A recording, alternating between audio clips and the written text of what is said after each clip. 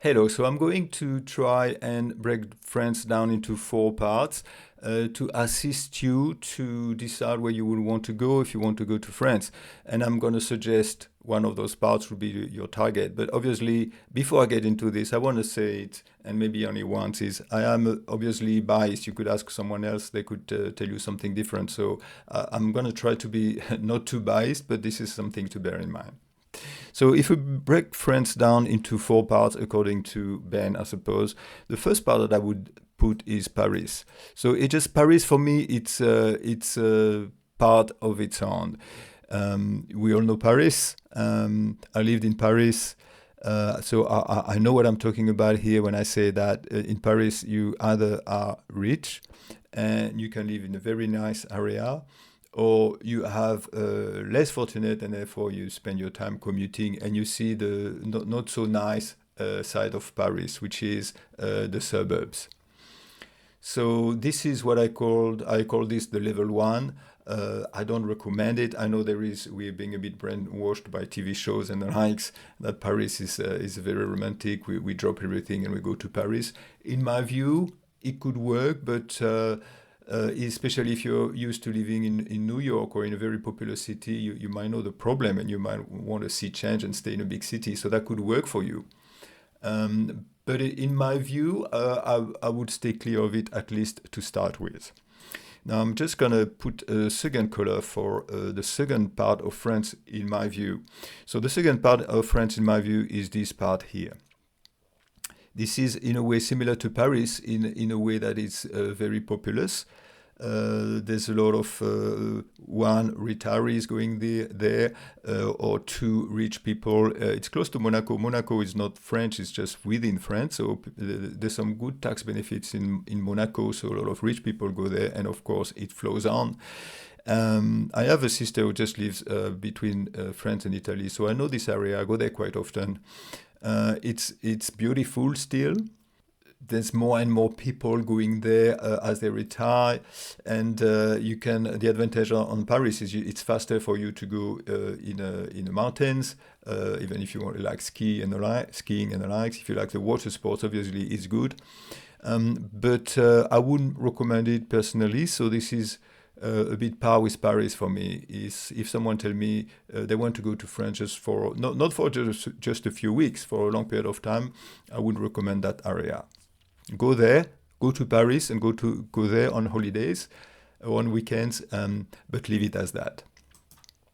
Now the third part of France, which I recommend, it's a bit broad, so you're gonna have a lot of choice here. But I don't want to upset anyone, so I will just put this part here, which is Brittany and Normandy. It is very nice. It has a good identity, but it's not a stale identity. It's not what we call the old France. There's still some movement, some tourism and the like. So they are a good variety of culture. And this is what would separate the third part of France in my book as a fourth. Is the third part, there's still a bit of life in it. You don't, unless you are really want to go to the very basis in France, which is something could be fun to do maybe on a case by case basis, but it's not really what I would recommend if you want to go there to live for the long term. So this is that part here is part three, but it's not on its own. I think I would include also this part here. Which is the Lorraine, the Alsace, the Champagne. It's very nice over there. There's some nice mountains, and also it's close to Europe. So there you have Switzerland, Germany. So this is also important to be close to other countries. So I think this is one of the attraction, I suppose, of this. Here it's not beside countries, but you're still very close to the UK if you want to go there. And still part of part three, and I would put all this. Marseille is a bit of a different kettle of fish, but I would put all this part here.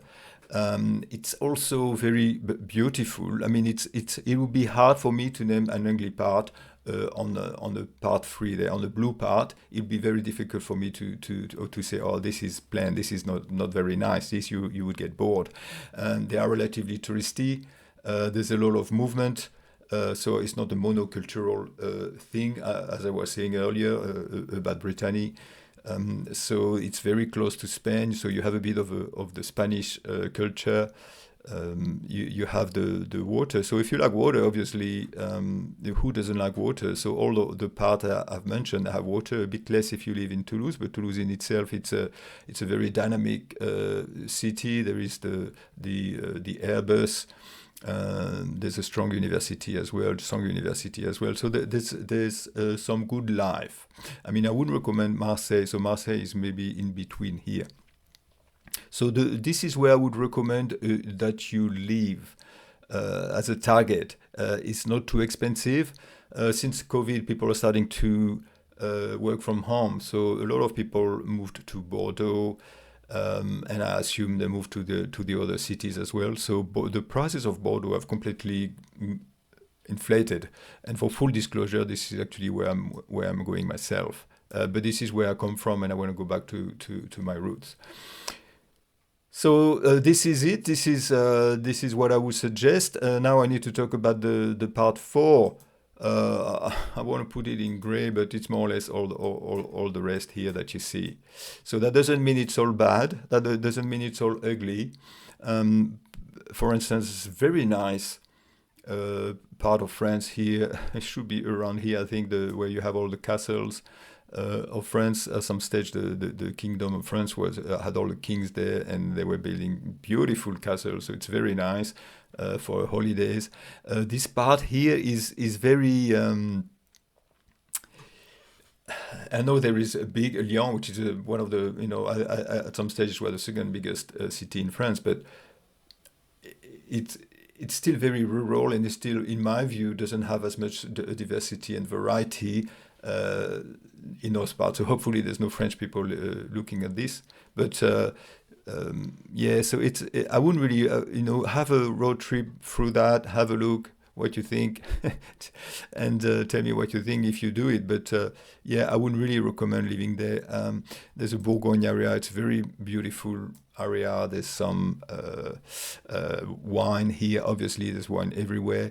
This is very, very poorly populated, but there's a lot of volcanoes and the like. So it's not all bad, but to live in, really, I think that you will miss out on some of the French stuff if you didn't live in a blue area here. Coming from Australia, where we travel so much, and if you are from the States, from India, and the like, you probably have the same thing where those countries are so big. That going to the other side of the country is a bit of an event, but here it's not. Here it's just we live here, for instance. We will live here, and you can easily go to Spain and back on the same day. You can even now with a fast train from Bordeaux to Paris and the likes. You can easily go to Paris for the day. It's completely crazy. It's a completely different perspective on things, the closeness to all the other countries. But as you might not have to sell you on France if you're watching this.